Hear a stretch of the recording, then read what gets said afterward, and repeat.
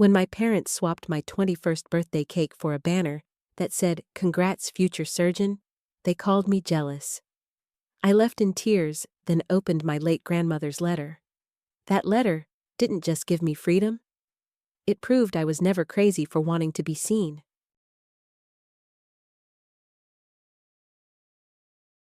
Madison Taylor. A 21-year-old young woman with soft brown hair that brushed her shoulders and green eyes that sparkled when lit by artistic joy, yet dulled after years of being overlooked. To outsiders, the Taylor family looked enviable: a successful businessman father, a capable homemaker mother, and Jackson, the flawless golden boy, the very embodiment of achievement. But hidden in the portrait was the shadow where Madison had lived her entire childhood, feeling like nothing more than a backdrop to her brother's spotlight. From an early age, Madison understood that praise rarely belonged to her. When Jackson brought home a basketball trophy, her parents threw a celebration. When Jackson won a science fair, the whole family posed for photos.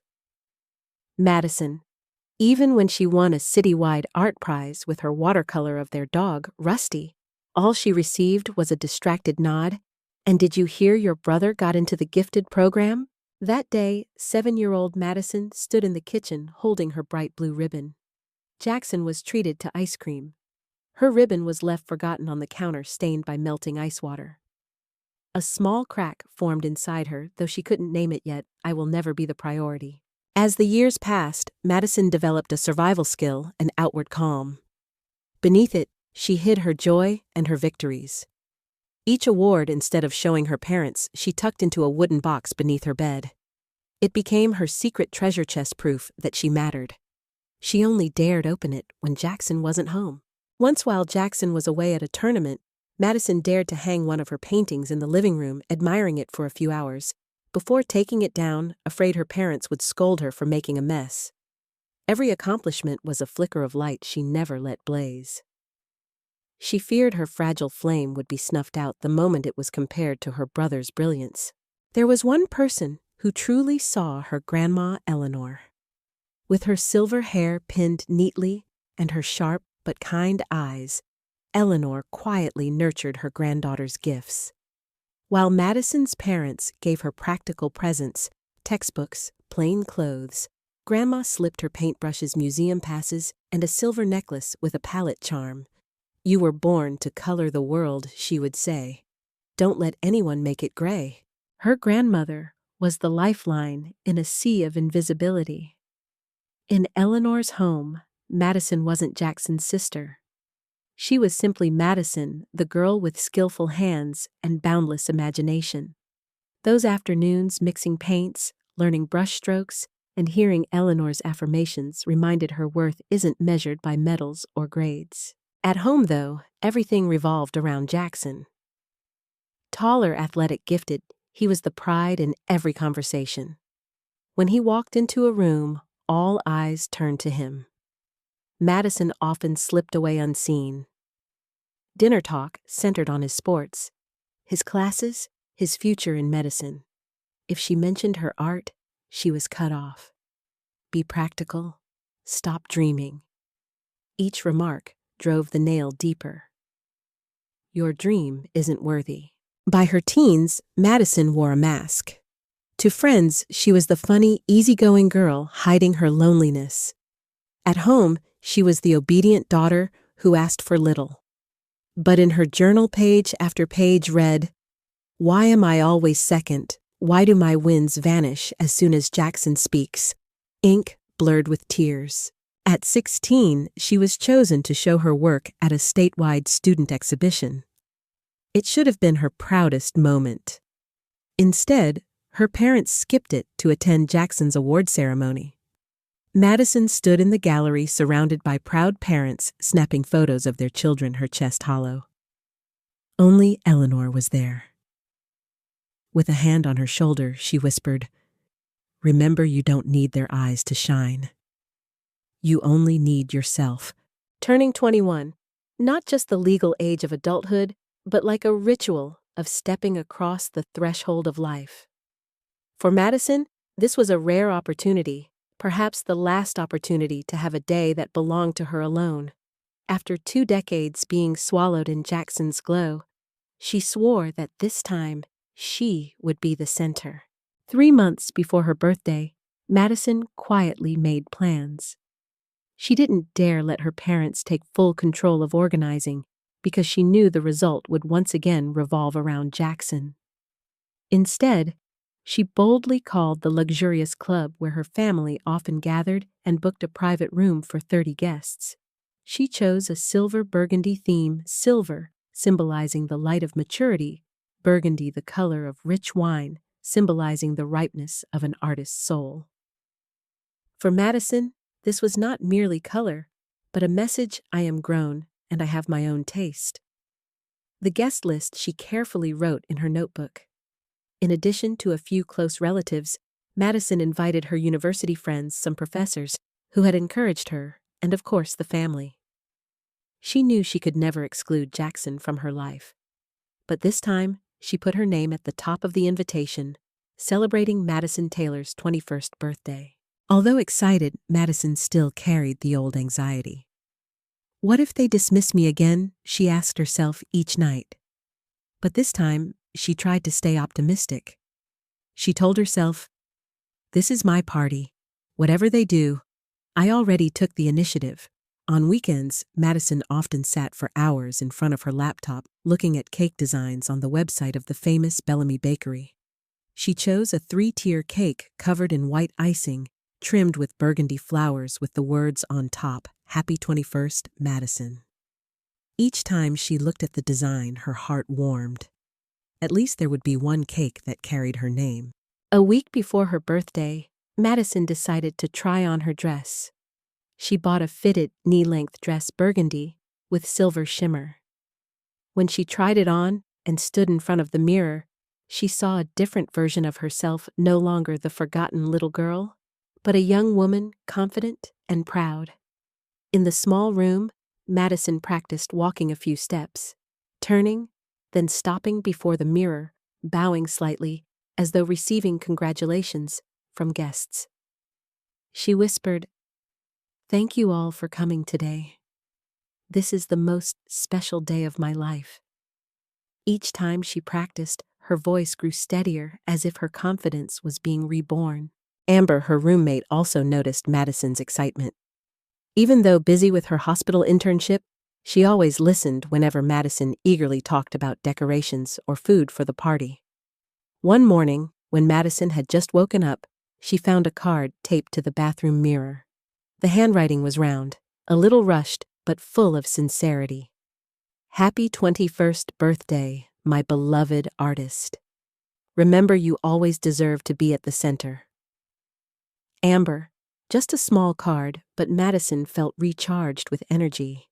In that moment, she knew no matter how her parents acted, there was someone who saw her. As the birthday approached, Madison left out no detail. She went to the club to check the banquet room, the lighting tables and chairs, silver linens, burgundy roses in crystal vases. She sent an email confirming the menu: salad, roasted meat, red wine. While checking, she imagined the whole room singing the birthday song, all eyes turning toward her. For the first time in her life, she believed she would have a proper family memory.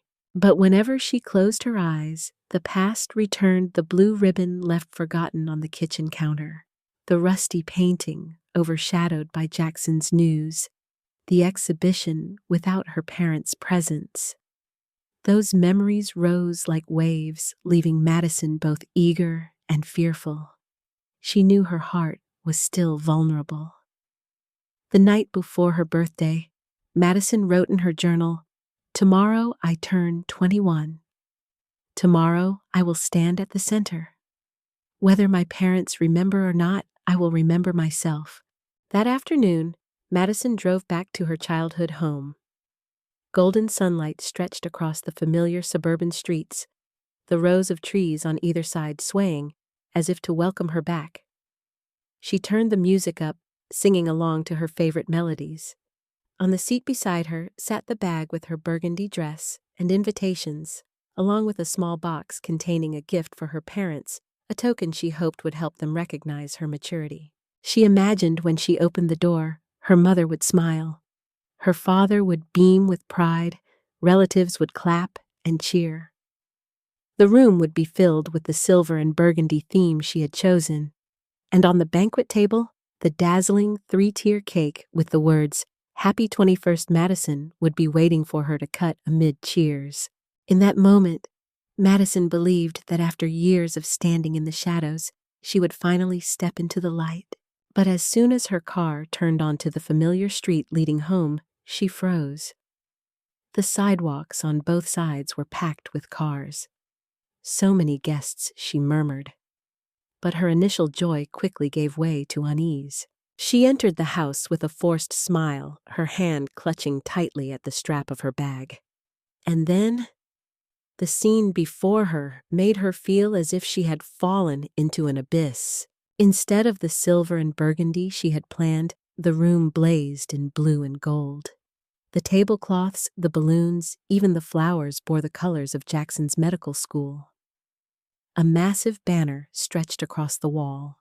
"Congratulations, Jackson, future surgeon." Madison's heart sank. She looked around desperately, hoping to find some small sign that this was still her birthday party. A bouquet with a happy birthday card, a silver ribbon, anything. But everything was centered on Jackson. If this had been a YouTube video, the camera would have panned slowly across the gift table stacked with boxes, envelopes, and lavish baskets, all addressed to Jackson. In one small corner were a few unmarked packages, but no one paid them any attention. The camera would linger on the banquet table in the center, stood a huge cake decorated with medical symbols, the bold lettering reading, "The future Dr. Jackson Taylor." The cake Madison had ordered 3 tiers of white icing trimmed in burgundy was nowhere to be seen. Amid the lively chatter and laughter, a relative turned, glanced at her, and chuckled. "Oh, Madison, you're here too. Today's Jackson's celebration, right? Or wait, wasn't it? Also close to your birthday this week? You must be turning what, 19? Madison's throat tightened. "I'm 21! She wanted to scream, but her lips wouldn't move. That careless remark, combined with the scene before her, was like a blade cutting deep into the thin layer of ice around her heart. That fragile shield built over years to protect her from the pain of being forgotten was beginning to crack. In the center of the room, Jackson stood in a crisp white shirt and neat khakis, the star of the stage. People surrounded him laughing, shaking hands, slipping him envelopes. Her parents stood proudly at his side, hands on his shoulder, as though presiding over a coronation. No one noticed Madison standing at the door, her face-stunned eyes glistening with tears. Everything she had dreamed of on the drive, the applause, the congratulations, the looks of recognition vanished. In their place, the room had become Jackson's exclusive stage, and she was nothing more than a spectator on the sidelines. Inside her head echoed a single question. Is this still my birthday? Why does no one remember? Why has the cake, the colors, everything disappeared? She forced herself to step inside, receiving a few distracted pats on the shoulder, along with belated birthday wishes. But those words felt hollow, as if people had only just remembered she existed. With each step, her heart seemed to shatter a little more. Madison stood frozen in front of the future surgeon cake placed in the center of the banquet table. Her hands trembled, her nails digging lightly into her palms, just to keep herself from breaking down. After a few steadying breaths, she walked toward her parents, forcing her lips into a thin smile. "Where's my birthday cake?" Madison asked, her voice strained but controlled. Her mother Karen hesitated for a second, then quickly regained her composure. "Oh, I called the bakery and told them to change it. There was no need for 2 cakes at the same time. This way, it's more convenient." The words "more convenient" fell like a cold blade. Madison repeated in her head, "More convenient," a phrase that sounded reasonable, logical. But in truth, it erased her entirely from the celebration. If a psychologist had been standing nearby, they might have said, This is a classic form of subtle gaslighting. Words like efficient or convenient are often used to mask the painful truth that someone has been pushed aside. For Madison, this was no longer a small accident. She suddenly realized this was a recurring pattern. From the forgotten blue ribbon at age 7, to the exhibition at 16 where her parents never showed up, and now at 21 on her very own special day, she was erased again, all in the name of efficiency. Madison tried to hold herself together, but her voice shook. "Mom, I ordered that cake 3 weeks ago. I paid for it myself. It had my name on it." Her father Thomas cut in, his tone stern, as if lecturing her. "Madison, you need to understand. Your brother has just been accepted into a surgical residency program, an opportunity of a lifetime. Birthdays happen every year. Combining the two events makes everyone happy. It makes more sense for who Madison shot back, eyes brimming with tears. Is there anything here that speaks about me? Not one word, not one symbol. This isn't combining, this is replacing." Karen sighed, resting her hand lightly on her daughter's shoulder. But her eyes remained cold. "Madison, you're always like this. Always feeling left out, always complaining. Can't you just be happy for your brother for once? Don't make a fuss. You're just jealous." Jealous? The word thundered through Madison's chest. All the years living under Jackson's shadow, every wound, every moment of being forgotten, now reduced to a single ugly label: jealousy. For a moment, Madison couldn't breathe, as if her entire worth, all her efforts to be recognized, had been dismissed with just one word. Her mind reeled with overlapping images. The blue ribbon left on the kitchen counter. The rusty painting pushed aside to make room for Jackson's gifted class acceptance letter. Grandma Eleanor holding her hand, whispering, "You have your own worth. Don't let anyone blur it." Now, all of it came flooding back, as if to prove that the truth had always been clear, only her parents refused to see it. Madison didn't know the academic terms, but she felt it keenly. Efficiency and jealousy were the weapons her family used to silence her. Efficiency, dismissing her needs, turning erasure into something reasonable. Jealousy, shifting the blame from the system onto the individual, making her feel guilty for demanding fairness. Madison turned to look at Jackson. He was still laughing brightly in the middle of the crowd, accepting congratulations, not even glancing back. Swallowing her tears, she spoke slowly to her parents. "I'm not jealous. I just want to be seen, to be remembered, at least on my 21st birthday. I'm not asking for more than that." But Thomas only shook his head. "Madison, you're ruining the atmosphere. You need to learn to sacrifice for the family. Be proud to have a brother like Jackson." "Sacrifice?" Madison let out a bitter laugh, tinged with pain. "If for 21 years sacrifice has only meant erasing me, then I'm sorry. I don't want it anymore." A few guests fell silent, avoiding her eyes. Some shifted uncomfortably, pretending to be busy at the food table. But Madison knew many had overheard. She felt two worlds colliding: her parents' world, where Jackson was the center, and her own world, where she longed for nothing more than a simple place of her own. The party music still blared, laughter still echoed, but for Madison, everything slowed. Inside her, a resolve crystallized. From now on, she would no longer accept empty explanations. Her 21st birthday, what should have been a day of joy, was becoming a battle for her very identity. The music, the laughter, the clinking of glasses blended into a suffocating noise. Madison knew that if she broke down or screamed in the middle of the room, people would only say, "Here goes Madison again, overreacting. Madison is jealous." She took a deep breath, walked up to her parents, looked straight into their eyes, and said, "I want to talk privately.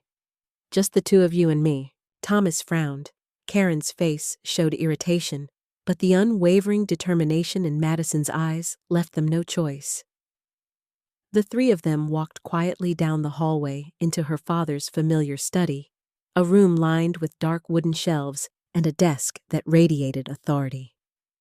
Madison shut the door, leaving the noise outside as nothing more than a faint hum. Thomas sat down, arms crossed, his tone dry. "Say it quickly, we don't have much time. Guests are waiting." Madison clenched her hands tightly to stop them from shaking. "Today is my 21st birthday.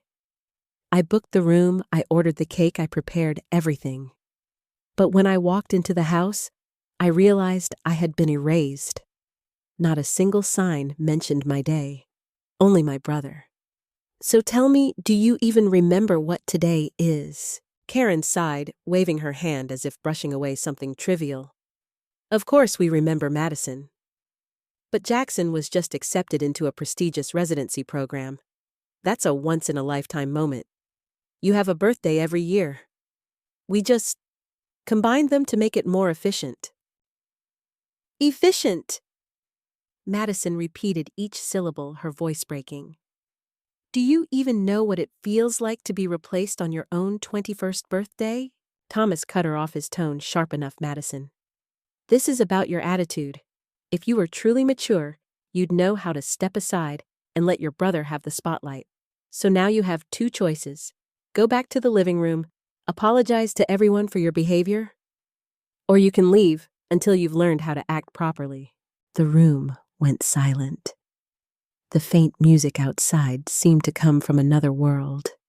Madison felt as if she stood at a crossroads. One path was to keep swallowing the pain. The other was to step out of the role of the lesser daughter forever. Karen crossed her arms, her gaze heavy with warning. "Don't disappoint me further. Just apologize, and this will all pass." Madison looked at them for a long time. In her eyes flickered pain, but alongside it was something new, determination. "No, I will not apologize for wanting my birthday to be recognized. If that truth makes you uncomfortable, then I choose to leave." She opened the door. Golden light from the living room spilled in, carrying the hum of laughter and music.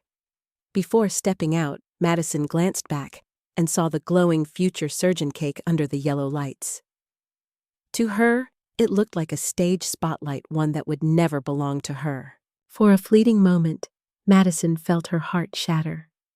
But at the same time, something heavy lifted, as though she had finally cast off a burden carried for 21 years. The pain mingled with an odd sense of relief, because at least this time she had spoken the truth. When she walked back into the living room, a few guests turned curious eyes toward the hallway. Some pretended to chat, but Madison could see clearly that they had overheard bits of the confrontation. The aunt who had once asked her, "You're 19 now, right now?" lowered her eyes awkwardly. One of her father's friends tapped his glass, as if to fill the silence. No one stopped her. No one asked her to stay. Madison walked straight toward the front door. Each step echoed inside her like the beat of a drum sealing her fate. As her hand touched the doorknob, her heart tightened. This was the house where she had grown up, filled with memories both sweet and bitter. Yet in that moment, it no longer felt like home, but merely a stage for a role she no longer wished to play. She opened the door.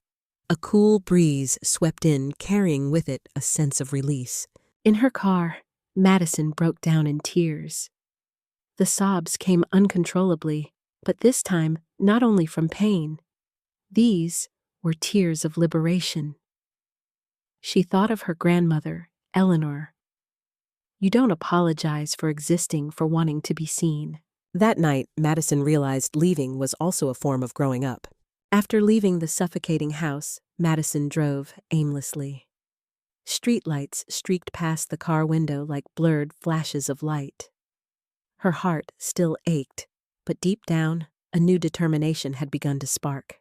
When she realized where she had stopped, Madison froze for a moment. Lakeside Park, the Lakeside Park, where years ago Grandma Eleanor used to take her for picnics. Memories rushed back, her grandmother's hearty laughter when the wind blew the picnic blanket away, the smell of warm apple pie, the frail yet warm hand that held little Madison's, teaching her how to study the ripples on the water to paint. Tonight, the lake was still reflecting the moon and distant yellow streetlights. From far away came the faint sound of oars cutting through the water from a small boat, an indistinct but soothing sound, like the breathing of memory. Madison sat down on the old wooden bench by the shore, trembling as she opened her purse. Inside was the letter from Taylor and Associates, the law firm, something she had forgotten all day amid the chaos, but now it appeared like a summons of fate. Under the pale yellow glow of a street lamp, Madison carefully tore open the envelope. The sound of paper ripping echoed in the quiet night, sharp enough to send chills. Inside were several official documents on heavy paper, and a smaller envelope with familiar handwriting, her grandmother Eleanor's. Her chest tightened. Her hands shook so badly she had to take several deep breaths before she could steady herself enough to read line by line. The lawyer's letter began with a formal greeting. According to the last wishes of Eleanor Marie Taylor, we at Taylor and Associates hereby inform you. Madison's eyes widened as she read further. Her grandmother had left her the condominium at 327 Riverside Drive, valued at nearly $500,000, the very apartment in the Arts District where Madison had once spent blissful afternoons painting with her. A trust fund of $200,000 dedicated specifically to her education and artistic development. A cash inheritance of $300,000 giving Madison complete freedom to decide her future. Altogether nearly $1 million. Madison froze. Tears spilled uncontrollably. She pressed her hand against her chest, feeling her heart pounding wildly. After 21 years of being overlooked, the one person who had always truly seen her had now affirmed it through action. You are worthy. Her trembling hands reached for the smaller envelope. The familiar flowing script on cream-colored paper made her breath hitch. My dearest Madison, if you are reading these lines, it means I am gone. But I want to leave you something more important than any possession recognition. For years I have seen you compared, dismissed, overshadowed. I saw the way your eyes dimmed whenever people only mentioned Jackson. I know you hid your awards in a box under the bed instead of having them proudly displayed on the wall where they belonged. My heart broke, but I also saw how strong you were. This apartment, this trust fund, this money, they are not for you to prove yourself to anyone. They are for your freedom. The freedom to paint, to study, to live a life where you never have to apologize for taking up space in this world. Remember, your passion is not useless. It is the light this world needs, and you do not have to shrink yourself to make others comfortable. Live true to yourself, Madison. Live boldly. Live brightly. Live in the colors you have always carried in your heart. Signed with all my love, Grandma Eleanor.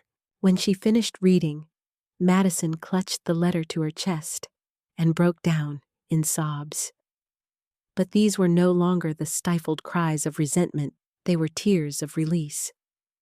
Every word her grandmother had written pulled her back to herself, reminding her that everything her parents had denied was never her fault.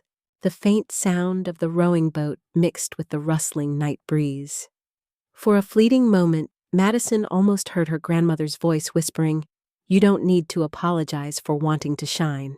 At that moment, Madison understood for the first time what validation truly meant. In psychology, they say it takes just one person who truly sees you, hears you, and believes in you, and it can save your entire life. For Madison, that person was Grandma Eleanor. Before reading the letter, Madison had been just a girl who had walked away from her family in despair. After finishing it, she felt a new strength rising within her, the strength of self-determination. The apartment, the trust fund, the cash. These were not just assets, but the first building blocks of a new life. More importantly, They were proof that she had her own worth independent of Jackson and of her parents' judgment. Madison lifted her head and looked at the lake. The moon reflected back like a giant mirror, reminding her of the paint palette her grandmother had once given her. In that moment, she saw a glimpse of the future, a small gallery with her name on the sign trips to study art in Italy, exhibitions where people would call her an artist, not just Jackson's sister. The pain hadn't disappeared, but it had transformed into motivation. Madison whispered, "I promise, Grandma. I'll live just as you wished." The day Madison held the keys to the apartment in her hand, it felt like she was holding the doorway to a new life. The apartment was located on Riverside Drive in the city's famous arts district, where every corner had murals and cafes filled with painters and musicians. The building wasn't a cold, luxurious high-rise, but instead breathed creativity, red brick walls, tall glass windows, and small balconies draped with climbing vines. The moment she stepped across the threshold, Madison was immediately struck by a familiar scent: lavender oil, the same fragrance Grandma Eleanor always used. Every piece of furniture, from the deep brown sofa to the bookshelves overflowing with art volumes, bore her grandmother's imprint. But the most striking feature was the studio. The room glowed with light from its wide window overlooking the river. On the easel stood a blank canvas, the desk piled high with brushes, oils, and watercolors. The shelves were stocked with frames, sketch pads, even brand new aprons. It was as though her grandmother had prepared the space in advance, knowing this day would eventually come. Madison stood still for a long moment, tears welling when she saw her grandmother's large painting hanging in the center of the living room. A bold, abstract landscape Eleanor had always loved. Slowly, Madison reached into her bag and pulled out the very first painting she had ever sold in a small gallery, a lakeside scene in interwoven shades of blue. She hung it right next to her grandmother's piece. 2 generations, 2 styles, but the same spirit. Looking at them side by side, Madison smiled. "This is our dialogue, Grandma. I'm not alone anymore." In the following week, Madison began moving her belongings from her old apartment. Amber, her roommate, became her enthusiastic partner. They rented a small truck and packed it full: clothes, books, unfinished canvases, and the wooden box Madison had used to hide her childhood ribbons and medals. When Amber opened the box, she gasped. "Oh my God, you kept all your achievements in here? Why didn't you hang them up?" Madison let out a bitter laugh. "Because if I put them up, they'd only draw more comparisons to Jackson. Hiding them made it easier to breathe." Amber gripped her shoulder firmly. "You don't need to hide them anymore. This is your home now. Hang them all. Let every corner show how far you've come." Hearing that, Madison felt her chest lighten. She decided everything that had once been hidden would now be displayed under the light.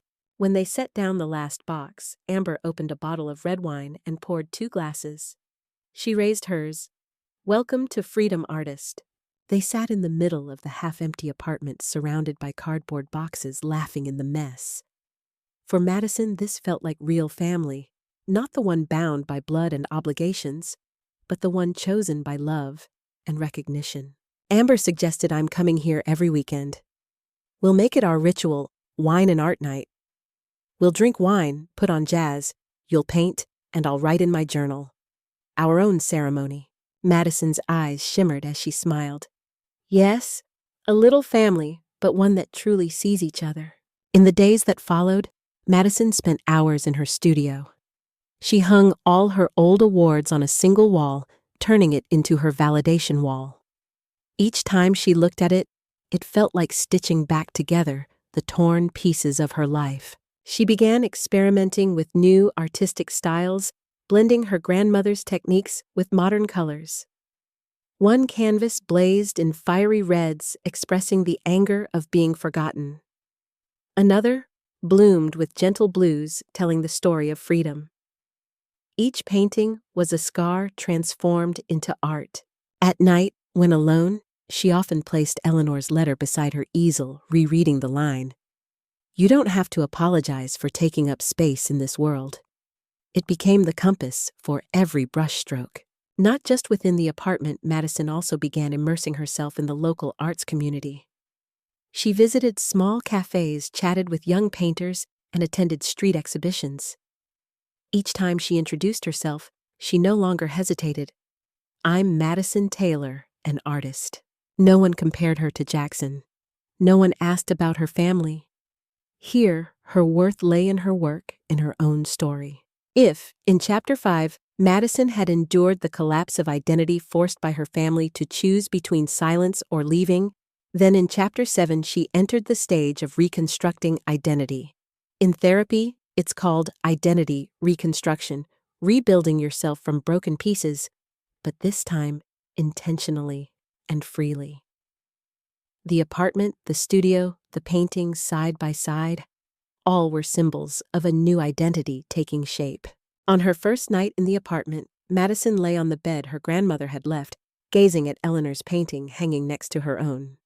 Outside the city, lights shimmered across the river. She whispered softly to herself, "This is home. This is where I don't have to apologize for existing." And for the first time in years, Madison fell into a deep sleep, no longer dreaming of Jackson's shadow, no longer hearing her parents' critical voices. Only silence remained, and the faith that a new life had officially begun. 3 months had passed since that fateful birthday night.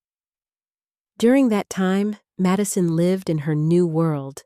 The sunlit apartment, the studio filled with colors, and the wine and art nights with amber. Her phone remained silent. No texts, no calls from her parents. Jackson had only sent a short line. "You should apologize to Mom and Dad." Madison never replied. She thought, "So that's it. They've truly erased me." But ironically, that silence brought an unexpected peace.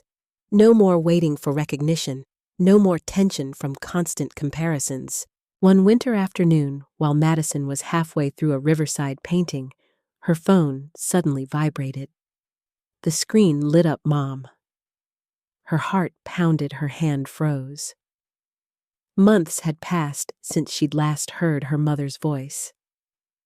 Madison thought she'd feel empty, but as the ringtone stretched on, she realized she wasn't afraid anymore. Just curious, she picked up.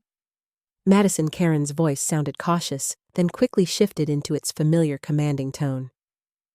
"Where are you? We need to talk." "I'm at home, Mom. What's going on?"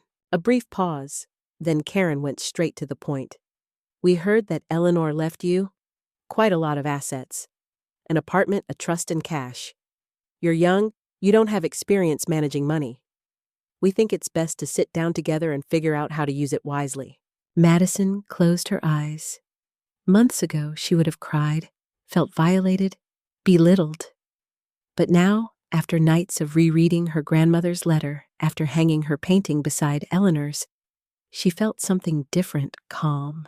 She answered slowly, "I'm willing to talk about our relationship, but I will not talk about money. That's a clear boundary." On the other end, Karen faltered for a beat. Then her voice rose sharp and familiar. "Madison, you're being difficult again. Why must you always resist? We're only worried about your future." Madison stood walking over to the wall where her painting hung beside her grandmother's. She looked at the 2 generations side by side and said, "If you truly cared about my future, you would have cared before. When I won awards, when I exhibited my art, when I needed one word of encouragement. But then you were silent. Now that I have money, suddenly you remember me. So let's admit it, what you care about isn't my future, it's the money." Silence. Only her mother's heavy breathing came through. Then Thomas's deep voice cut in. "Madison, you're still our daughter. And in this family, assets are discussed collectively. You can't just act alone." For the first time, Madison smirked, no longer intimidated by that authoritative tone. "I will only entrust power to the one who always protected mine, Grandma. She left it to me, not the family, and she believed I'd know how to live right. That's enough." Her words were like a mirror turned back on them. Inside Madison's head, the analysis echoed.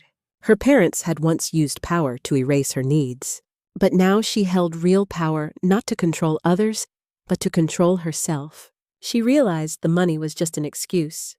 What her parents really wanted to maintain wasn't the assets, it was control. Karen refused to back down. "You don't understand, Madison. We're family. Everything must be put on the table together. You're being selfish. People will say you're ungrateful, abandoning your parents just to keep the money." Madison replied calmly, "Family is not an excuse to erase personal boundaries. I'm not selfish for protecting my rights. Selfishness is when you took my 21st birthday and used it to honor someone else." The line grew heavy, thick as lead. Thomas's voice hardened. "You're cutting yourself off from the family, Madison." "No, Dad." Madison said softly, a faint smile on her lips, her tone light but firm. "I'm reclaiming myself. Real family is where you're seen, where you're heard. I hope one day you'll understand that." A heavy sigh came, then Karen snapped curtly, "Suit yourself. But when you realize you need us, don't expect to have everything back." The call ended. Madison stared at the darkened screen. She thought she'd tremble, thought she'd sob.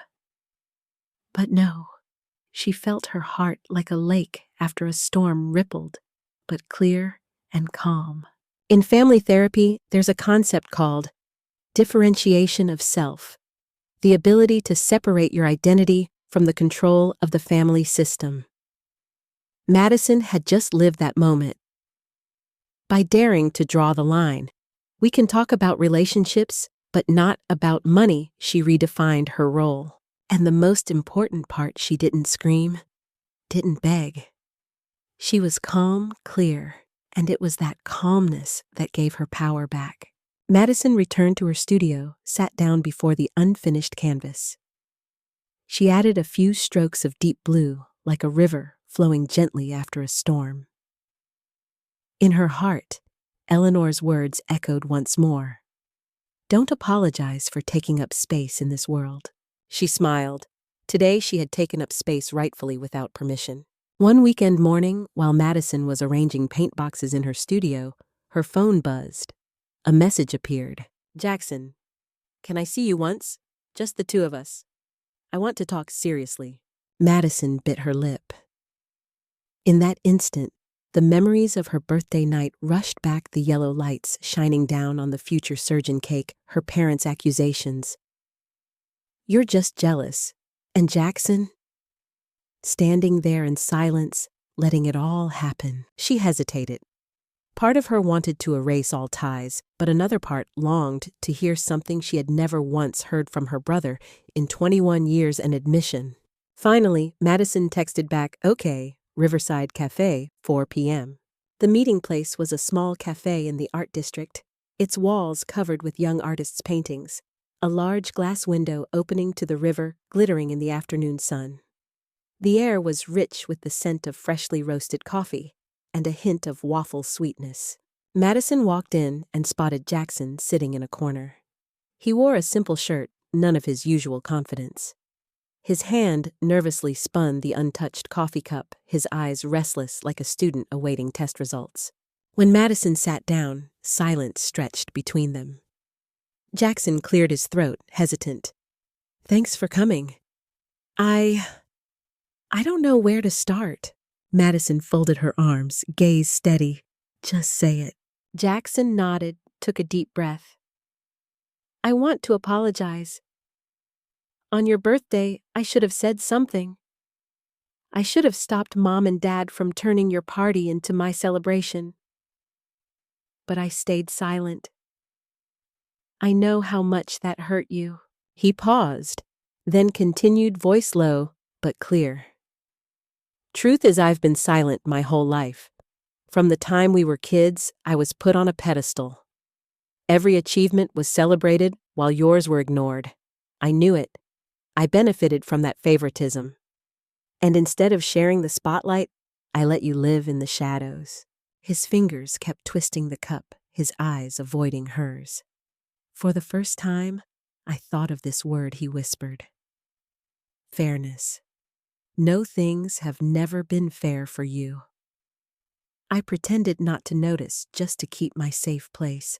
Madison sat quietly listening to every word. She remembered countless times standing backstage watching their parents cheer for Jackson without sparing her a glance. Hearing him admit it now, her heart felt both wounded and strangely relieved. She spoke slowly. "Do you know what hurt me most that night? It wasn't Mom and Dad forgetting the cake. It wasn't the blue and gold banner. It was you. You knew it was my birthday. You knew everything I had prepared. But you still smiled, accepted the flowers, the gifts, and left me stranded. Your silence was worse than rejection." Jackson lowered his head, his voice breaking, "I know. And I regret it. I'm sorry." He finally lifted his eyes, looking straight at his sister. "For the first time, I don't expect you to forgive me right away. But I want you to know from now on, I won't side with Mom and Dad if they keep dismissing you. I'll support your boundaries. You have the right to choose the right to be respected. This time, I'm on your side." The clink of a spoon stirring a cup at a nearby table reminded them the world was still moving. Yet in this corner, the air felt heavy, compressed. Madison saw Jackson in a new light, not the golden boy basking in praise, but a man fumbling, facing the darkness he had once helped create. She didn't rush to forgive. "Your words sound nice, Jackson. But trust isn't built by words alone. I've lived 21 years in your silence. If you want a new beginning, you'll have to prove it. Not to Mom and Dad, to me." Jackson nodded, not arguing this time. "I understand. I'll prove it." That moment felt like a miniature family therapy session. The one who had been favored, Jackson finally admitted his privilege. The one who had been overlooked, Madison finally voiced her deepest pain. The word fairness Jackson uttered wasn't just a word, it was a door opening to change. In psychology, when the beneficiary of favoritism acknowledges the harm caused, that's the first step to rebalancing the relationship. When they left the cafe, the sky had turned to dusk. The river glowed orange under the setting sun. They walked side by side, not as distant as before, but not yet close enough to be called truly connected. Madison looked at Jackson, her voice calm. "I haven't forgiven you, but I accept this as a beginning. A real one, not pretending." Jackson exhaled in relief, smiling genuinely for the first time. "That's enough. Thank you." That night, back at her apartment, Madison hung a new painting in the studio, one side heavy with darkness, the other slowly filling with soft light.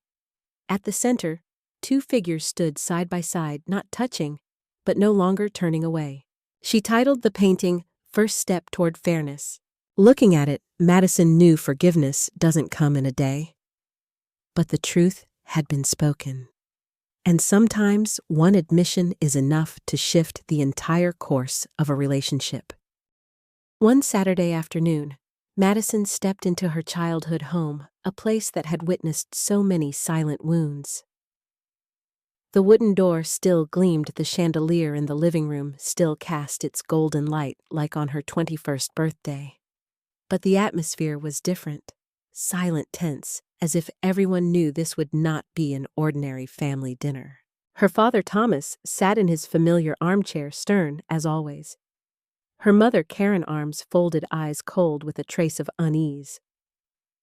Jackson, this time, sat beside Madison, not at the center.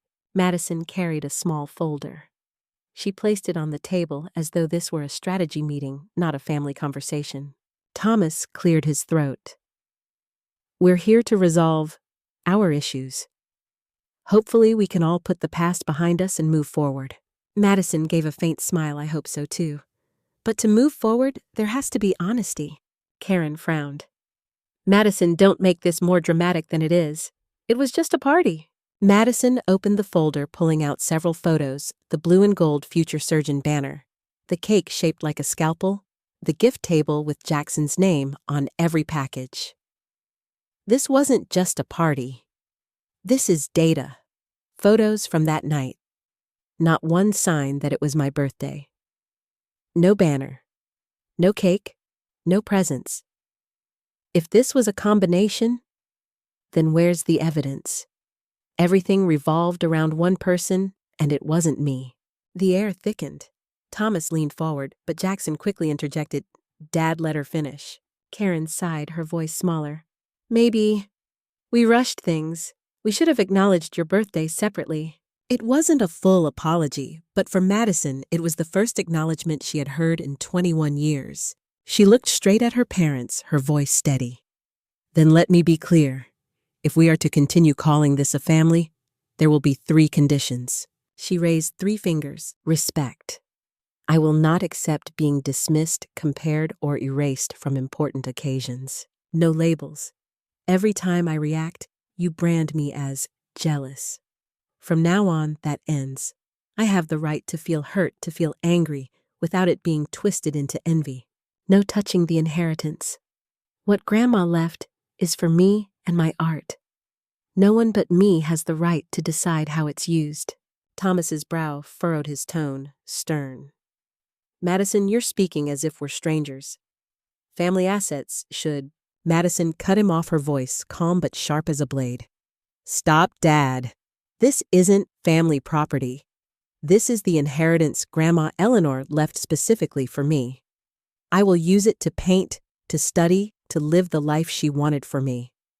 No one, not even you, has the right to call it shared." Karen started to protest, but Madison raised her hand. "Don't. I don't want an argument, I want boundaries. This isn't vague emotion, this is legal fact. It's all written in the will. In therapy, they say the best way to break the cycle of blame and denial is to turn emotions into observable data." Madison had done just that. Photos of the banner, the cake, the gift tags. She was no longer the little girl crying for attention. She was an adult, presenting evidence, setting boundaries like in a public negotiation. Jackson placed his hand on the table, his tone calm. "Mom, Dad, Madison is right. That night wasn't fair. I've benefited too much from favoritism. It's time we changed." Thomas looked at his son, uncertain for the first time. Karen turned her face away, silent. Madison gathered the photos and stood. "I don't ask for perfect love. I only ask that you see me as an individual. If you can do that, we still have a chance.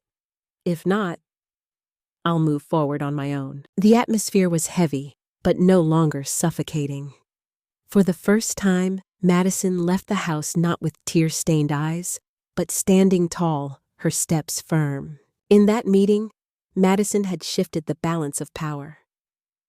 She was no longer the weaker child, but an adult negotiating. Her parents' reluctant acknowledgement, however small, was a turning point. More importantly, Madison had proven this: when boundaries are set with facts instead of just feelings, people have no choice but to listen. 1 year after her 21st birthday disaster, Madison had changed from the ground up. She focused on her studies, submitting outstanding research papers that made her art professors mention her name in class. Eleanor's studio was no longer an empty room, but bursting with color walls covered in paintings, easels crowded with new works. Her relationship with her parents was sometimes close, sometimes distant. At times, they still unconsciously mentioned Jackson as the standard, but would stop when they noticed Madison's silence. It wasn't ideal love, but it was progress. Jackson was different. He often texted her, checked in, even sent photos of graffiti he stumbled upon with a note, "I thought you'd like this." When a professor suggested Madison host a mini exhibit right in her studio, she hesitated at first. Memories of her stolen party still made her fear the gaze of a crowd. But Amber urged her, "It's time for people to see you this time truly." Madison agreed. She sent invitations to friends, professors, and colleagues from the gallery. After much thought, she also sent one to her parents and Jackson. That evening, the apartment glowed. Her new paintings, ranging from fiery reds to soothing blues, lined the walls. On a long table draped in white, Amber set glasses of wine pastries and fresh flowers. In one corner stood a simple yet elegant cake with the inscription, "Congratulations, Madison, our artist." The name stood bold, unmistakably hers. Madison wore a long black dress, her hair neatly pinned, her hands trembling slightly as she welcomed guests.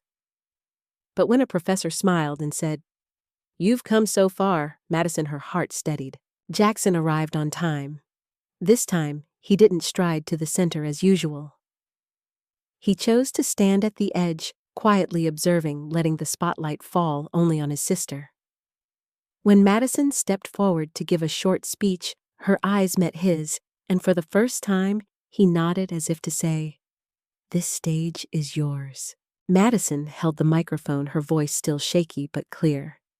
"A year ago, I thought I'd never dare stand before people again. But thanks to my grandmother, my friends, and the painful journey I had to go through, I've realized this art isn't just for walls, it's for healing. I paint to remember that I exist. And today, being called by my own name is the greatest gift." Applause erupted. Madison glanced at the cake bearing her name as though the old memory of her 21st birthday had been washed clean. Thomas and Karen stood in the crowd. They no longer carried the proud, dominating air. Her mother looked at the cake, eyes glistening. Her father gave a silent nod without excuse. Madison understood it wasn't full redemption, but at least a silent acknowledgement. When the exhibit ended, Madison stood alone before the central painting. First step toward fairness. She noticed Jackson standing a few feet away, not intruding, simply smiling and giving a thumbs up. No words were needed this time, his silence was in the right place. Madison gently touched the invitation posted on the board, "Mini Exhibit by Madison Taylor." For the first time, her name stood there, uncovered, unreplaced. In psychology, this moment is called identity rebirth, when someone once denied is finally publicly recognized. Not recognition out of family duty, but from community colleagues and her own inner light. The cake bearing Madison's name was a reversal from the replaced cake to her own cake. It wasn't just dessert, but proof that Madison had claimed her rightful place in the world. As the guests slowly left, Madison sat with Amber, raising a glass of wine. Amber grinned. "See, today, everyone talked about you, only you." Madison smiled softly, her eyes shining with new belief. "Yes, this is the year I was reborn." Madison's story did not begin with an inheritance, nor did it end with an exhibition. It began with a birthday cake that was replaced, a bitter symbol of being erased. And her journey was one of moving from disappearance to full presence. What Eleanor left her was not just an apartment, a study fund, or a bank account. More importantly, it was the right to define herself. Madison no longer lived by the family's false fairness, but by her own standards. Before, whenever Madison achieved something from an art award to an analysis paper, she always asked herself, "Will Mom and Dad acknowledge this?" And when they didn't, she doubted her own worth. But after a year of standing on her own feet, Madison understood value doesn't come from praise or favoritism, but from knowing you are living true to yourself. When she hung her painting beside Eleanor's, when she spoke at her exhibition, when she mixed colors for a new canvas in her studio, that was when she knew she was worthy no matter what anyone said. One of the greatest turning points came when Madison said outright in the family meeting, "I'm willing to talk about our relationship, but not about money." That wasn't just a statement. It was the declaration of an adult family. Love cannot be used as an excuse to violate personal boundaries. In psychology, boundaries are not punishment or distance. They are like the fence protecting a garden, so others enter through the gate with respect instead of trampling over everything. Madison learned that lesson not from her parents, but from loss and her grandmother's unwavering love. There was a Madison before 21, always lowering her head, always shrinking, so she wouldn't be compared to Jackson. And there was a Madison after 21 who knew how to hold her head high, smile at her reflection, and say, "I am enough." She learned to love herself through the small things, hanging all her old awards on the wall, no longer hiding them, putting her name on the exhibition invitation, blowing out candles on a cake that read only Madison. Simple actions, but they were her way of healing the missing pieces in her heart. Efficiency cannot be the reason to erase a person. Madison's parents once justified themselves. Combining parties is more efficient. But that efficiency turned into denial. In every system from family to society, when efficiency is used to justify ignoring a person, harm is inevitable. Boundaries are not punishment. They are the condition for healthy love. Madison was once labeled difficult just for saying no. But in the end, it was boundaries that saved the relationships her parents slowly learned.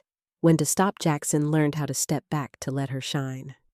Boundaries didn't ruin love, they filtered out the false love, leaving only the genuine. Chosen family can heal the gaps left by blood family.